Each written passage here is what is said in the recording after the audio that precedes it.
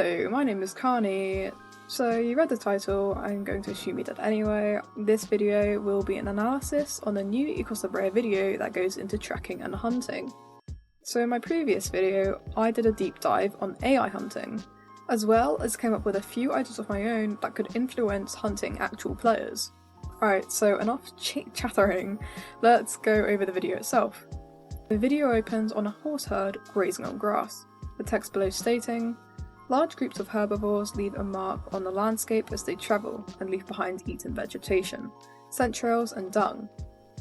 The next shot shows a wolf pack entering the area that the horses have previously been. A very obvious lack of grass and the addition of dung in the vicinity shows that the herbivores had previously been there. The scent colours, at the moment anyway, are based on diet, so animals with a plant-based diet would leave behind a green scent trail, while carnivores would leave behind a red one. This triggers the wolf to turn on their scent, or as I like to call it, super sniffer mode, enabling it to see left behind scent trails. Interacting with the scent particle gives you the information of the animal, such as its health status and how recently it was left behind, as well as revealing a path to the next particle in the order. The wolves proceed to track the scent. The text reads, "The speed you can inspect each scent particle depends on your wind direction. Tracking with bad wind will take longer than tracking with good wind." Now I will successfully track down the herd. You can see here that they are approaching at the least desired angle, though I think this is justified since the horses have their back turned on the wolves. If you are curious as to why the place you approach matters, it's because if you're going up to them with bad wind, your own scent particles will travel their direction. If they had their scent super sniffer mode turned on, they will know that you've been there, prompting them to most likely run off. You may or may not have noticed, but the wolves are not turning invisible when they stalk, like in Cenozoic survival. Instead, they have to rely on the shrubbery and the element of surprise to keep themselves hidden.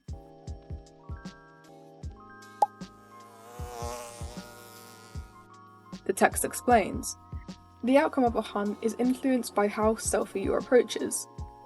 Attacking your prey before being spotted will spook them, but if you are spotted first, they may flee or retaliate. A horse spots them and it alerts the rest of the herd. This part sticks out as it introduces a new mechanic for herbivores, allowing them to highlight threats and alert the rest of the herd. To do so, you have to aim the crosshair, which is triggered by an alert call, which I'm going to assume is the small grunt that we just heard.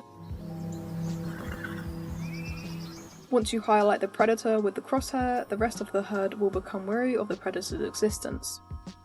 This forces the horses to choose between spook mode, which drastically increases your stamina but doesn't let you fight for 7 minutes, or you can simply run away with neutral stamina.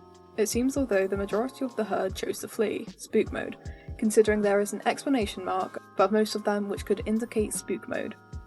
Unfortunately, the wolves do not manage to catch the horse, due to the horses having spotted them before they could make a move. However, on the next attempt they are able to catch the horse by surprise. The text says as follows, "The length of spook mode varies depending on the size of your herd and how many predators attack. This stood out to me and prompted me to wonder how long spook mode would last if you were a singular horse. Would it last longer or perhaps shorter?" The pack gets a few successful latches in, triggering an on-screen minigame, which gives you the opportunity to kick off one of the latch wolves.